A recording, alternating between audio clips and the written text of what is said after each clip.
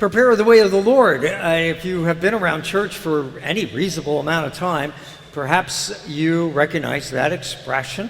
It's typically associated with John the Baptist. John the Baptist prepared the way for Jesus. And he did it in two ways. He was a preacher. He preached repentance. And that makes sense. You can't really start a spiritual journey until you are willing to admit that you're a sinner, that you aren't perfect. Because if you're perfect, you don't need a God. You already are a God. And so he preached that. But also, too, from a practical standpoint, John generated some excitement. John follows a period called the Great Silence. God had not sent a prophet to the people of Israel in several hundred years. It seemed like God had been silent. And so when John shows up, that's why the gospel story starts off with that question. People were asking, is John the Messiah? What's going on? And so John, of course, does what he's supposed to do. He points to Jesus. He says, nope, I'm just getting people ready. So as I was thinking about that, I was wondering, though, if you and I could also prepare the way of the Lord. Which at first seems like, no, I can't, because I'm not a preacher. I don't have that gift. I don't have the knowledge, whatever it would be. That may be true. But from the story of the children, perhaps you can understand what I'm thinking about. Because in the middle of that first reading from the passage of Isaiah, Isaiah writes this, "In the desert, prepare the way of the Lord. Make straight in the wasteland a highway for our God.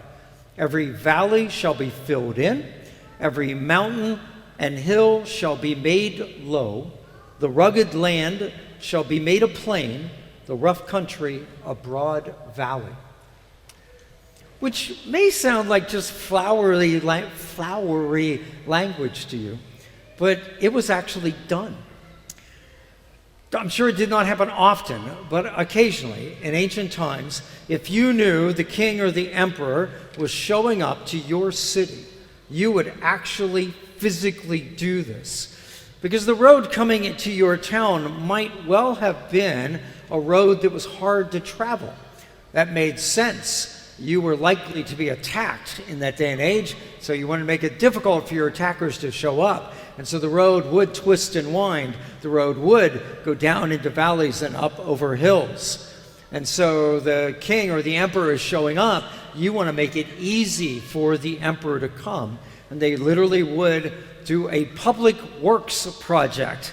They would take the hills and they would take the dirt and fill in the valleys. They would smooth out the road because no one had smooth roads back then. It was just whatever was on the ground. They made it easy for the king, the emperor, to come. And so using that analogy, it's this idea of what can you and I do to make it easier for people to come to the Lord. In what ways can what barriers can we knock down?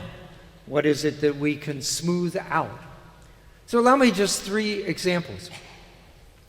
Christmas Eve, Christmas Day, our masses, we had about 3,200 people here in the church at those services. Last Sunday, we had about 2,400. Difference of 800 people. Some of those people were literally visitors. So they were from out of town visiting perhaps some of you. And it was wonderful to have them. But several hundred of those people live in our area, and they don't come to church, they don't come to Mass very often. Question is, did you, and you may have, in ways you don't even know, you may have made their way to the Lord just a little easier because you were nice to them. Because it was, the Vigil Mass was sort of like this. It was rather full, and somebody needed a seat. And if you moved over or made it easy for them to get in, or if you greeted them because you had never seen them before and you smiled at them, something like that, you may have indeed helped them. Because they might have had a thought in their head that, oh, church. But somehow by your actions, they came to realize, well, this church is a little different. That may even be true for this very day. As you all know, lots and lots of homes being built. So on any given Sunday, there's entirely possible that people are here for the very first time.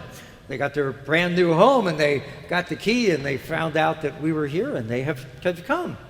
And of course, if we make it easy for them, if you will, to come back, well, they will. But if we treat them badly, if we put boulders up in the way, then it's going to be harder for them. Or take the idea of stereotypes, if you will, or people that have preconceived notions about Catholics or about the faith. Perhaps because they were taught it wrong when they were growing up. Maybe the faith was explained to them sort of as a business deal. You have to be good, and if you're good, God will do this for you, and if you're not good, God's going to do this. Maybe that's all that, they think that's what faith is. You would talk to them about a relationship with God, and they would just look at you, have no idea what you're talking about. God is more like Zeus to them. They have to worship Zeus, because otherwise Zeus is going to throw lightning bolts at them, or something along those lines. I remember some years ago, I was in the Boston Commons, and while I was there off to one side was a small Right to Life rally going on. And down at the other end was a little small counter-protest, if you will. And one of the young ladies that was there, college woman I suspect, she was holding a sign that said, "Catholics hate women." I don't know where she got that from, but she got it from someplace. Somebody, in explaining things to her or something she read on the news, basically put a big boulder in her way to get to the Lord. And so that's why she was over there and not with anyone else. I'm sure she never attended a mass. I couldn't imagine that she would. And so when you run across people like that, whether you know that that's what's going on or not, you would appreciate that something you do, your words, your actions, might indeed make a difference to them. You could, of course, appreciate that, especially controversial issues, social justice issues in our society, you could do the opposite. You could, instead of making the way pleasant for them, easier for them to get to the Lord, you could make it harder. That's possible, but we don't want to do that.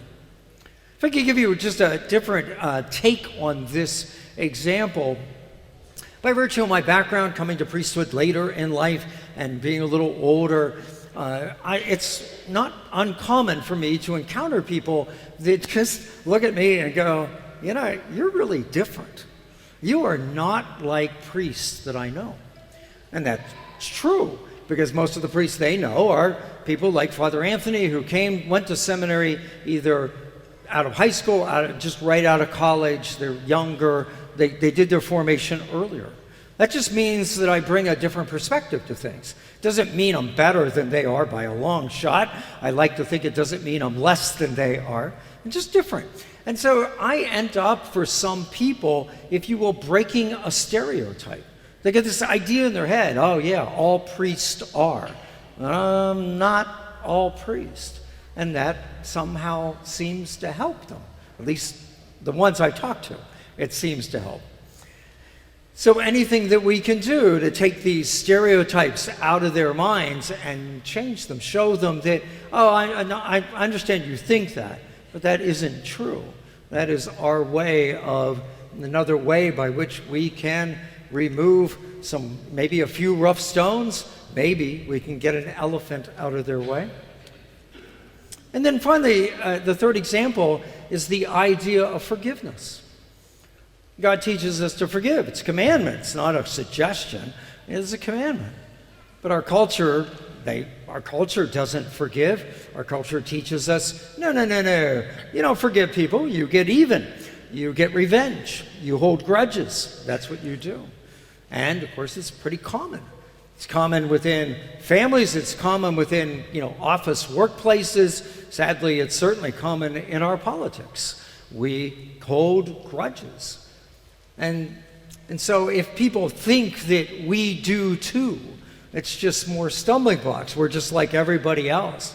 But if you, by your actions, by your willingness to forgive another person, especially someone, some hurt that is known to you, say in the office, you are willing to do that for them, then suddenly you will have perhaps removed a very large boulder out of their way. Because they might look at you and realize, okay, they're different. I know they go to church. I wonder if it is their faith that makes this possible to them. And I'm attracted to someone who is willing to forgive. I'm attracted to someone who's willing to say, hey, I might not actually be right about this, but this is what I think. As opposed to people that they encounter day in, day out. They're always right, never wrong. Maybe our humility would move a big boulder out of their way. See, I think this can be done. We're all called to be evangelists, but most of us, of course, don't want to take on that role because we think that role is about preaching, about knocking on doors, things like that. But preparing the way of the Lord is a task of an evangelist, and all of us can do it in one way or another. So allow me to close with a little paraphrase of that passage from Isaiah. In the desert that is the lives of so many people you know, you can prepare the way of the Lord. By your words and actions in everyday life, you can make straight in their wasteland a highway for God. There are valleys that you can fill in. There are mountains and hills you can make low. In perhaps a small way, you can make the rugged land that is our society a smooth plain and the rough country a broad valley.